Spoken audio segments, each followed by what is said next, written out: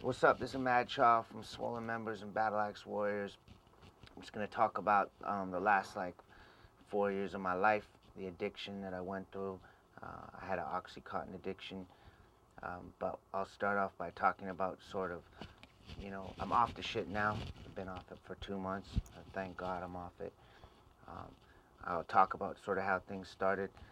Swollen Members was really popping off in our country in like 2002, 2003, 2004. We were like running shit, you know? And then things calmed down and we put out an album called Black Magic in 2006, and it did its thing. It wasn't like as big of a commercial success, but nevertheless we toured hard in Canada. We went on tour with Ghostface and with Jizza and toured with the Black Eyed Peas, and we were doing our thing. Things were cool, but it wasn't nearly the same success that we had in the earlier years of 2000 or whatever. So after that, I just decided I'd worked long enough and I had had enough, and everything started going wrong in our lives. Our management company and record company that we were partnered up with, Network Records and Network Management, dropped us as an artist because of my affiliation with the Hells Angels. So they dropped us off their label. Terry McBride is the owner of Network Management, and he's the person that dropped us off of Network because of my association with the Hells Angels, and I guess he didn't like the lifestyle that we represented. TVT ended up closing down. That's who was distributing us in America. So we basically ended up, homeless as far as partnership with labels, homeless as far as a manager. And I just decided, you know what? I'm just going to take time off. We made some money. Things are good. I got houses. I got girlfriends. I got my dogs. I'm happy. I've got my friends. Everything is cool. I'm just going to take a year off and have fun. When I started doing Percocets, I was like, oh my God, I found a drug that I really, really like. Because with other drugs, cocaine and ecstasy, I hate the coming down more than I like the going up. And then plus, when it's time to hook up with a girl and you're doing Percocets, people that do that know that your stamina is crazy, so you're like, Superman in bed as well. So all around, I was like, oh my God, I found the perfect drug. This is great.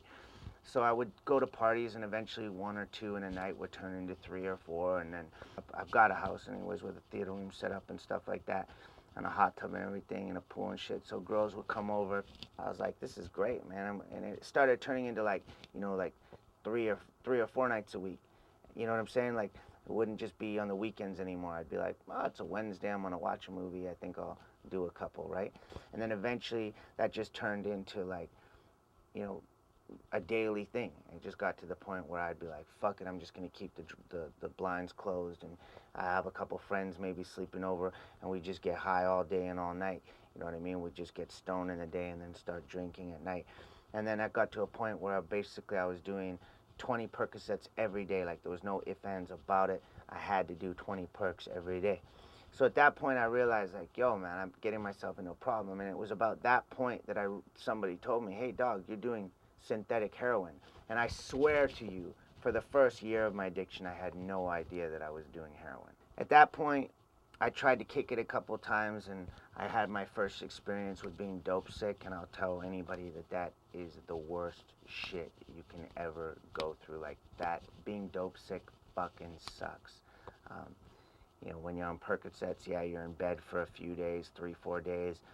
You're fucked up, sweating, cold shakes, all that kind of stuff, but it's nowhere as near as bad as an Oxycontin or a heroin detox.